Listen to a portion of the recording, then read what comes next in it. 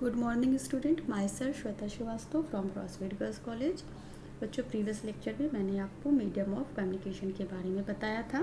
Communication medium are of two types, guided communication medium and unguided communication medium. Guided communication medium, in the data is transfer through wire, they are following types: twisted pair cable, coaxial cable and fibre optic cable. First है आपका twisted pair cable. The oldest are still most common. The oldest and still most common transmission medium is a twisted pair. A twisted pair consists of a two insulated copper wire, typically about 1 millimeter thick. The wire are twisted together in a helical form, just like a DNA molecule. The purpose of twisting the wire is to reduce electrical interference from similar pair close by. The most common application of the twisted pair is the telephone system. A twisted pair connects nearly all telephones to the telephone company office. Twisted pair can run several kilometers without amplification, but for longer distance repeaters are needed.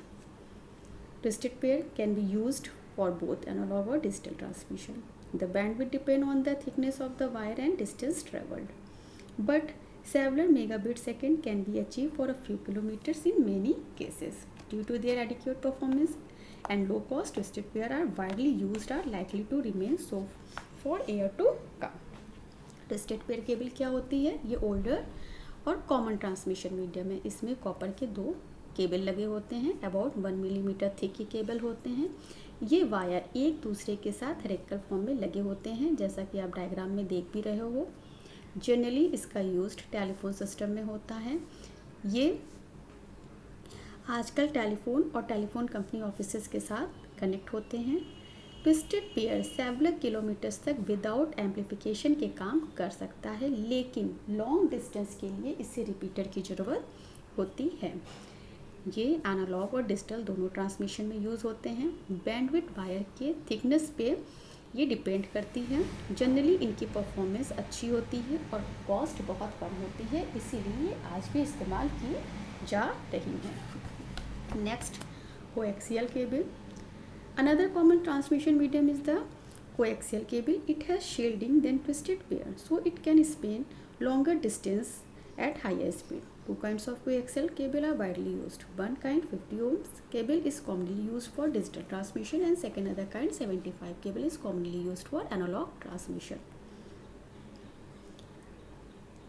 A coaxial cable consists of a shift copper wire as the core, surrounded by an insulating material. The insulator is encased in a cylinder conductor, often as closely woven braided mesh.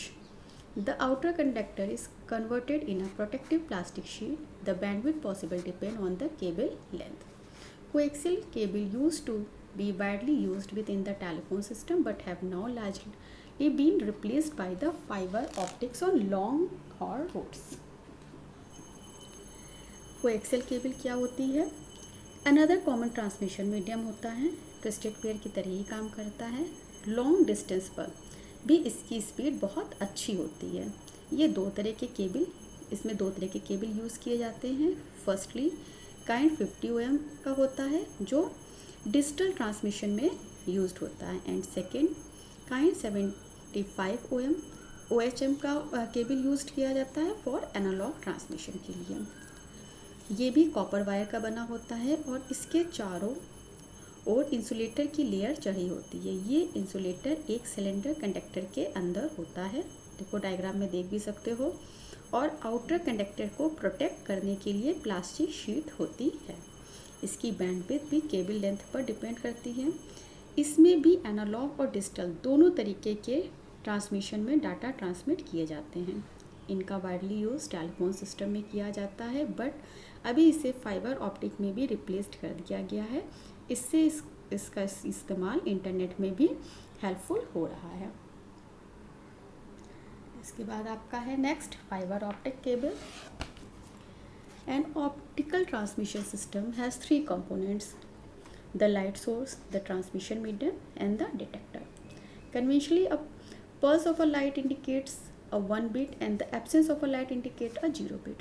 The transmission medium is an ultra thin fiber of a glass. The detector generates an electrical pulse when light falls in it. By attaching a light source to one end of an optical fiber and a detector to the other. We have unidirectional data transmission system that accept an electrical signal, converts and transmit it by light pulse, and then reconverts the output to an electrical signal at the receiving end. The transmission system would leak light and be useless in the practice except for an interesting principle of physics. A ray is referred at the silica air boundary. For angles of incidence above a certain critical value, the light is refracted back into the silica, none of its escaping to the air. Thus, a light ray incident at all above the critical angle is trapped inside the fiber and can propagate for many kilometers with virtually no loss. Fibre optic cable क्या होता है? इसमें 3 components होते हैं, the light source, the transmission and the detector. इसमें diagram में देखो, इसमें 2 लेयर होती है, पहले की कोर और दूसरे को क्लैडिंग कहते हैं. फाइबर ऑप्टिक छोटे होते हैं और पूरी तरह से सेफ होते हैं. इसमें 1 लाइट इंडिकेट प्रेजेंट को और 0 लाइट इंडिकेट एब्सेंस को शो करती है. इसमें ट्रांसमिशन मीडियम की फाइबर बहुत ही अल्ट्रा थिन होती है. ये पतली तार जैसी होती है जिसमें लाइट का यूज करके डेटा ट्रांसफ़र किया जा सकता है. इसमें जो डेटा ट्रांसफ़र होता है वो लगभग 3 लाख किलोमीटर पर सेकंड की स्पीड से किया जा सकता है.